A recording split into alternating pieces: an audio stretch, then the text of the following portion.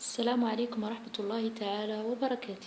اليوم إن شاء الله أخواتي عندي لكم درس جديد، درس ديال هاد الزواقة اللي فشنا براندا. كان طلب العديد ديال الأخوات على الصفحة، واليوم إن شاء الله غادي نوريكم الطريقة كيفاش كنخدموها.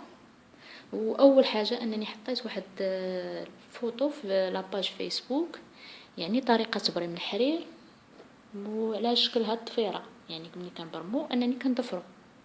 ولقيت عدة تساؤلات، هذاك الشيء علاش انا قلت انا غادي نوريكم الطريقه كيفاش غادي كنبرمو الحرير عادي.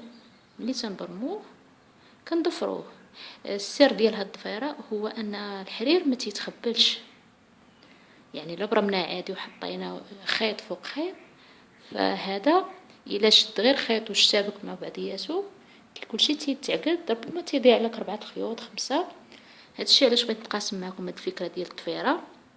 ملي كتضفروا على هاد الشكل هذا كتجيو هاد الراس هذا، يعني فيما تخدموا كتجروا خيط بهاد الطريقه، يعني كتبقى الضفيره هي. وكذلك نفس الشيء تبقاو تحيدوا خيط بخيط حتى تكملوا. والسؤال اللي لقيت هو ان العديد يقولوا بان واش هاد الضفيره ملي تطفر نعاودو نحلوها عاد ناخدو منها خيط. لا بالعكس، كتبقى الضفيره مضفوره، كنبقاو نسلو الخيط من هاد الحاشيه هذه، يعني هاد الحاشيه حتى كتكمل هي بوحدها. المهم هذيك غير كفكره. دابا ان شاء الله غادي نوريكم الطريقه ديال هاد السواقه على بركه الله. بسم الله. غادي ندير الخيط هنايا، انا تسوقه هنا السير ديال الخيط هنا، وقلت انني غادي نوريكم باش الا طحتوا في هذا المشكل هذا تعرفوا كيفاش تيبانيو الخيط. يعني تجيو نفس الغرزه فين سال الخيط، غادي نديروا هاد الغرزه هنا. الا لاحظتوا هنا ضروري انكم يكونوا عندكم 5 ديال الغرزات، يعني كتطلعوا تهبطوا، وملي تكونوا هابطين كتخدموا من هاد 5 كتخدموا 3، كتخليو جوج، يعني كتخليو جوج، ومن هنا كتجيو مباشره للحاشيه كتخليو هاد ليسباس، يعني عينيكم ميزانكم. دابا انا ملي رتقت هاد الخيط هنايا، هاد الخيط هذا غادي ندير فيه 3 ديال الغرزات، وغنخدم على الخيوط بجوج. عاد غادي نقطعو هذه وحده،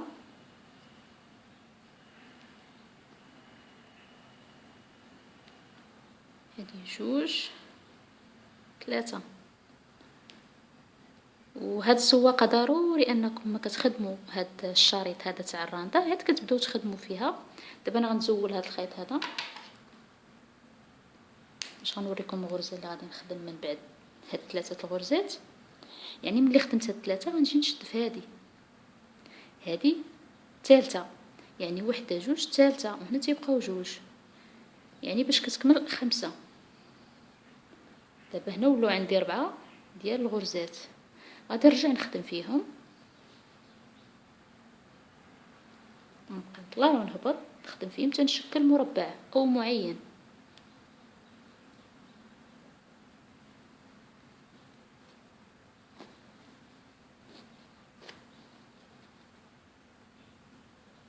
طريقه جد سهله، المهم تبعوا غير الخطوات ان شاء الله.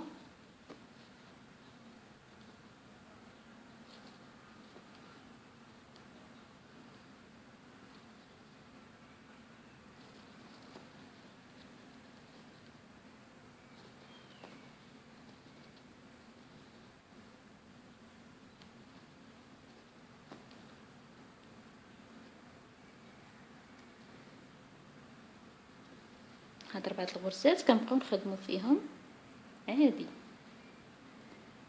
حتى غنشكلوا واحد المربع. غادي نوريكم شحال غتكون فيه من السطر، يعني غتحسبوا غير واحد الغرزات.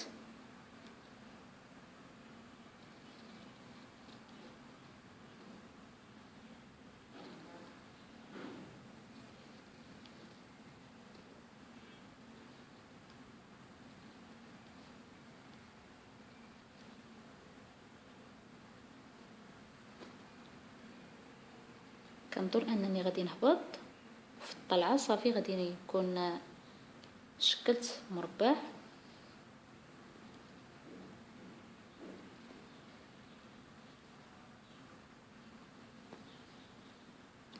اخر صف عندي هنايا باش غادي نشد في الحاشية الفوقانية.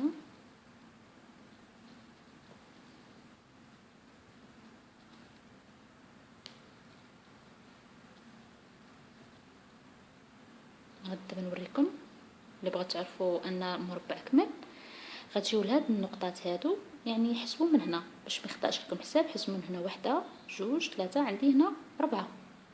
يعني ملي كتوصلوا 4 صافي كتجيو لهاد الحاشية هادي، كتخليو هاد العين الاولى الثانية، غادي نرتقوا هاد المربع في العين الثالثة، يعني على هاد الشكل هذا.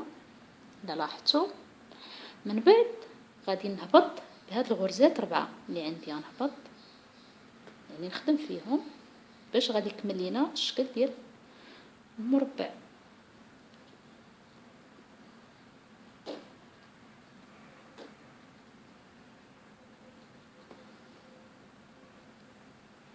هنا انا وصلت هنا الدخر ديال المربع، لاحظتوا دابا كمل. دابا غنجي نخلي لي سباس قد هذا اللي خليت هنا. دائما عينكم ميزانكم، هو تقريبا اقل من نصف سنتيم بواحد 1 ملم.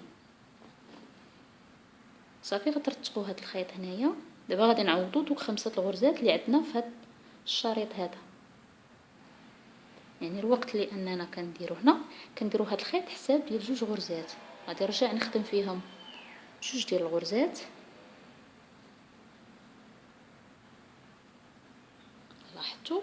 وغنجي لهذا المربع غناخد منه غرزه، يعني ضروري ما تاخدوا غرزه من المربع، يعني الراس ديالو. كذلك نفس الشيء نجيو الحاشيه الفوقانيه نحسبوا وحده جوج، دائما كنخليو جوج نخدموا في الغرزه الثالثه.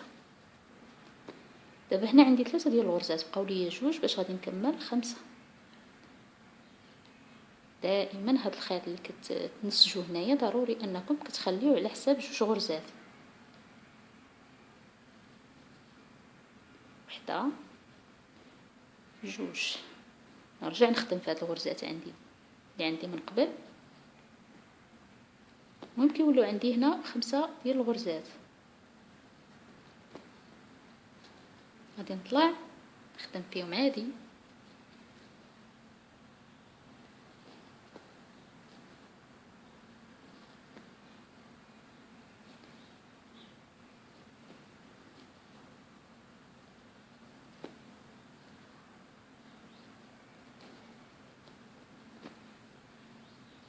غتولوا عندي وحده جوج ثلاثة 4 5.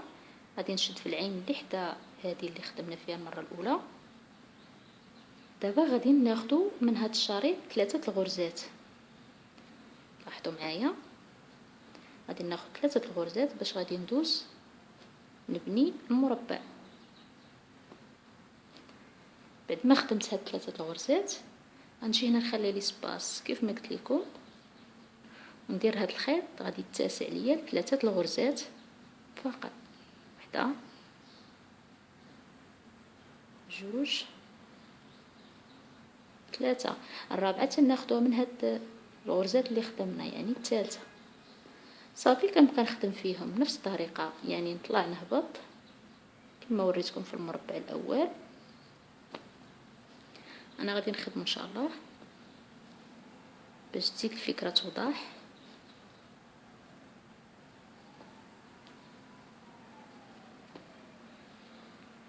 كذلك نفس الشيء بالنسبة للجهة الفوقانية، هي نفس الطريقة كما خدمنا في هذه الحاشية الاولى نخدموا في الحاشية الثانية.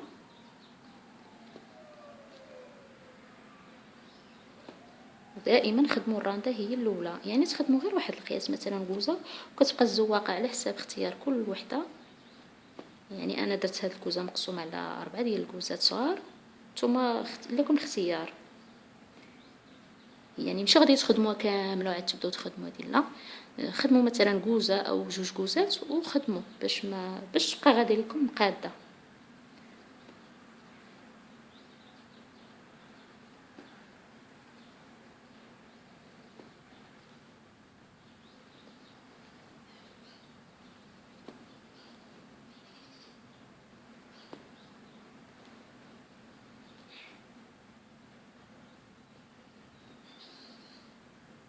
هي كملت هذا المربع. دائما دابا ملي كنوصل هنايا كيكونوا عندي هنا 4 ديال العوينات، غادي نجي هنا كنخلي وحده جوج، يعني الثالثه غادي نثبت فيها هاد الجزء من هذا المربع بهذا الشكل هذا، ونكمل هاد الغرزات عادي.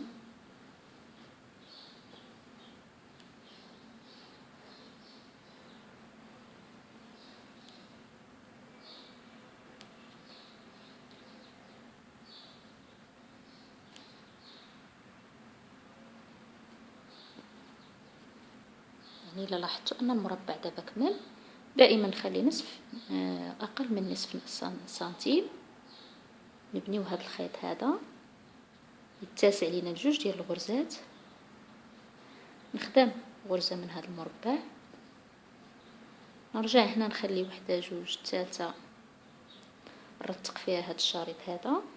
دائما الخيط يتسع لينا جوج الغرزات، يعني ما نديروش اكثر من القياس تاع جوج غرزات. ونفس الشيء ثاني كنخدمو.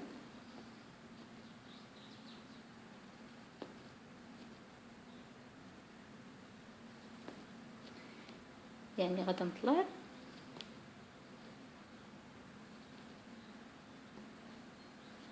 يعني دابا غنطلع وغنشد هنايا بنفس الطريقه كيف ما وريتكم.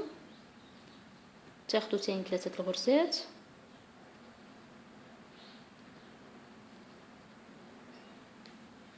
ودوزوا مباشره، ديروا خيط باش تشكلوا فيه هذاك المربع. يعني وحده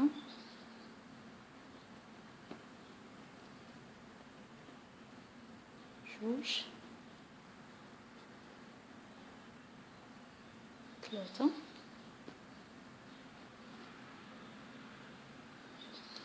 صافي. كتجي على هذا الشكل هذا. دائما خلوا لي سباس. انا هنا سالا ليا الخيط، ونفس الطريقه غديروا كيف ما وريتكم فملي خدمت لكم في الاول. وكيجي هذا هو الشكل النهائي ديال هاد السواقه هذه.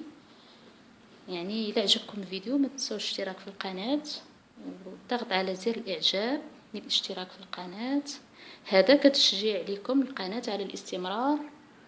وكنشكركم بزاف على دعمكم، وشكرا. السلام عليكم.